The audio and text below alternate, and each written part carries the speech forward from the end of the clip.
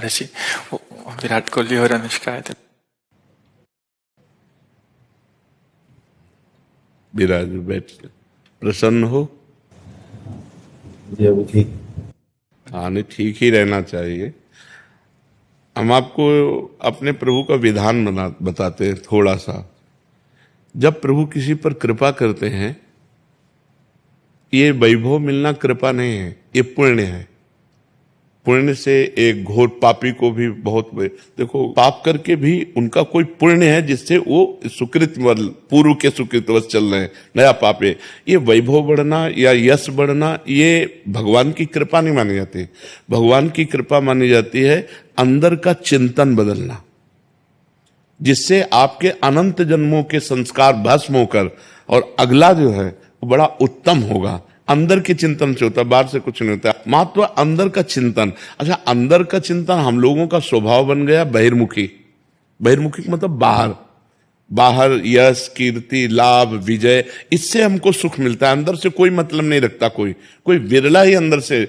अब क्या होता है, भगवान जब कृपा करते हैं तो संत समागम देते हैं, फिर दूसरी जब कृपा होती तो विपरीतता देते हैं, और फिर अंदर से एक रास्ता देते हैं, ये मेरा रास्ता है, ये परम शांति का रास्ता है, ये शांति का रास्ता नहीं। भगवान वो रास्ता देते और जीव को अपने पास बुला लेते हैं। बिना प्रतिकूलता के संसार का राग नष्ट नहीं होता।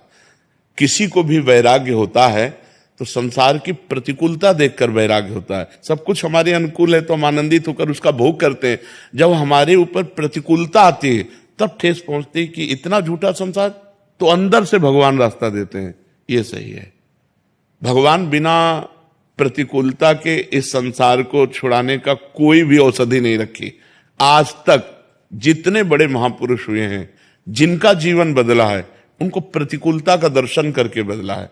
तो कभी प्रतिकूलता आए तो उस समय आनंदित हो कि मेरे ऊपर अब भगवान की कृपा हो रही है, कि मुझे सतमार्ग में चलने की प्रेरणा मिल रही है। अगर सतमार्ग छूटा और ये सब, तो एक सेकंड के लिए आप विचार कीजिए।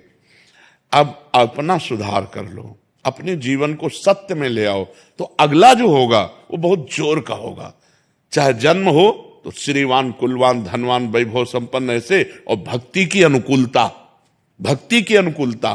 खास बात श्रीवान, धनवान, कुलवान नहीं, खास बात भक्ति की अनुकूलता। अगर इस जन्म में भगवत प्राप्ति नहीं हुई तो भगवान श्री कृष्ण ने गीता में कहा है कि मेरे भक्त का नाश नहीं होता। मैं कुलवान, धनवान, श्रीवानों के कुल में जन्म देता हूं और फिर पुनः भक्ति का माहौल देता हूं, और पूर्व का जो भजन छूटा हुआ हो वहीं से उसको। अब बिल्कुल ऐसे ही रहो जैसे रह रहे हो, बिल्कुल संसारिक बन करके रहो, लेकिन अंदर का चिंतन आपका बदल जाए। अंदर के चिंतन में आपकी यश की भावना न रह जाए, अंदर के चिंतन में आपको धन बढ़ाने की भावना न रह जाए। अंदर का चिंतन हो जाए, प्रभु बहुत जन्म व्यतीत हो गए, अब एक बार आपसे मिलना चाहती हूँ, एक बार आपसे मिलना चाहते हैं प्रभु, मुझे आप चाहिए, अब संसार नहीं।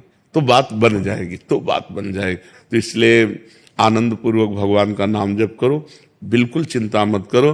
बाबा, क्या नाम जप से हो जाएगा पूरा? ये हम अपने जीवन का अनुभव बताते हैं। सांख्य योग और अष्टांग योग और कर्म योग और भक्ति योग, चारों योगों में प्रवेश रहा है। पहले हम सन्यासी रहे 20 वर्ष सन्यासी रहे काशी विश्वनाथ जी। तो हम सांख्य योग, अष्टांग योग, जो अष्टांग योग है ना, अष्टांग योग, कर्म योग, इन तीनों को अच्छी प्रकार जान करके और फिर भक्ति योग में आए हैं। स्वयं भगवान शंकर से बढ़कर कोई ज्ञानी तो नहीं ना, सनकादि से बढ़कर कोई ज्ञानी नहीं। वो हरिशरणम हरिशरणम सनकादि हर समय जपते रहते हैं। भगवान शिव राम राम राम राम राम राम जपते रहते हैं। हम वृंदावनवासी प्रिया प्रीतम के उपासी, तो जो राम में राह है वही राह है, जो धा है ये रस देने वाली वस्तु है। तो हम राधा राधा राधा राधा, मतलब आप ये समझो कि हमारी इतनी तार्किक बुद्धि रही, हमारी श्रद्धालु बुद्धि नहीं रही। सन्यासी की जो बुद्धि होती है वो तर्क प्रधान होती, कसौटी पर कसने पर। तो हम केवल भावुकता में राधा राधा का प्रचार नहीं कह रहे कि हमने सुना और ऐसे ग्रंथों में पढ़ा और ऐसे कह रहे, स्वयं स्वाद लेके कह रहे और विश्वास के साथ कह रहे कि यदि आप राधा राधा जपते हो तो इसी जन्म में भगवत प्राप्ति हो जाएगी, इसी जन्म में। जैसे किसी से कहा जाए कि तुम सत्य बोलो, मंदिर में चढ़ के बोलो, तो हम मंदिर में नहीं, हम वृंदावन में बैठे हैं। करोड़ों मंदिर इसकी समानता नहीं कर सकते, भगवान का परम धाम है। अगर राधा राधा नाम चल रहा है तो इसी जन्म में भगवत प्राप्ति हो जाएगी। हमारी आखिरी श्वास यदि राधा, तो मुझे श्री जी की प्राप्ति, भगवान की प्राप्ति हो जाएगी, इसमें कोई संशय नहीं। और किसी साधनों की कोई आवश्यकता नहीं। आप केवल अंदर ही अंदर चलाइए और लिखिए। देखो, हम जो कह रहे हैं उसको समझो। बहुत अधिक नाम जपने की हमें चेष्टा नहीं करनी, कम संख्या हो लेकिन मन लगा करके हो।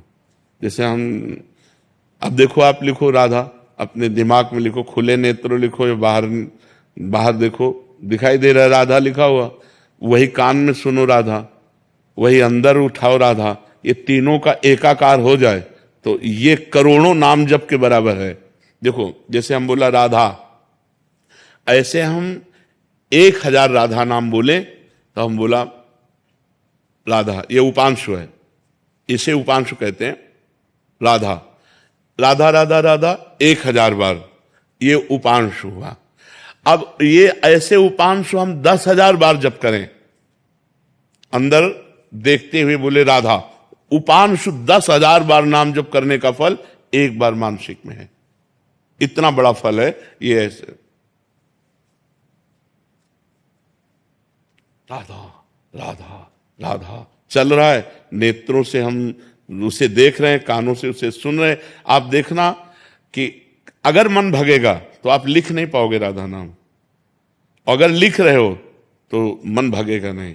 तो चाहे 10 बार लिखो, 100 बार लिखो, लेकिन एक अभ्यास बनाओ ऐसा कि कुछ समय शांति से स्नान आदि करके बैठ गए और राधा राधा लिख रहे हैं, उसी का चिंतन कर रहे हैं। इसे अपना जीवन बना लो, फिर आप परिणाम में खुद देख लेना। कोई घाटे का सौदा तो है नहीं, ठीक है। ये सखी को दे दे, ठाकुर शिव जी की है।